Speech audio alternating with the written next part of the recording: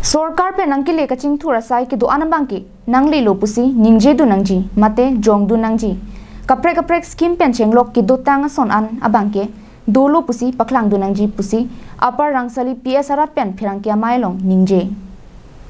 Lason si inkora trok Duarbaguri MSC constituency angkang Deithor police station ke parlo Upper Rangsali ME school along JJM scheme pen contractor Timothy Singnar ke klempon langave pu kedam tang chitini phai inkora trok siarni kaprek news along birta ke klangpon lake ahokali athema labangso JJM scheme ke klempon lake 2018 mate surihinira trainer ke paning kan pensi ke klempon scheme lo lapen JJM scheme ke piningan ke ningkan phopleng adlo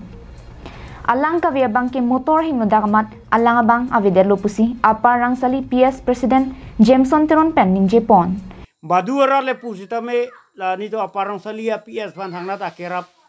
kacitu ave pinlang pu bangke lake kemang hu bang made Amei kave bang sigi pulo. La ni li local committee president hoi pen sinili pulo. La si elang li tumbang gomane jong si la hai keningje peng. Konane jo he lahai press media long lahai ki PD system me lahai kabuji je baka chini ne bang si lahai ke bene ka pache thang thap la pen lahai birta ke pitha bang ke alang tum theglong le ma la piniar ni iri to Upper Rangsali ra pani tuma asar em man me ko pen Richard Talk bi alang li tum hana Upper Rangsali ra pan ko ani nang ke rap ko mane akisung ke boyalong sa me alang li ko ani ke rap ki pidun La siasap so kahing no ke school teacher atumta kachelang dunta kinang sodluputa than pachini pon.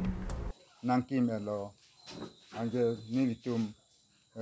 la soiri yang bong ha ho bidha ko pima kisokyun e ko pima kidukela ko pima ansita alangli nang ho haidun erle. Alangli phan kasorsargi alam awipin no. La si nilitum Aru anso se la santot alangli nilitum pan nilirap tupo pusi alangli panta ay ta nilin Labangso pherangke Amei long kachetong dun lake Upper Rangsali President Jameson Teron Secretary Borsing Ronghang SGB Hansia Sangho pen chenglok Upper Rangsali PS long ke theki dingatum chetong dun News report Karbiang Long Live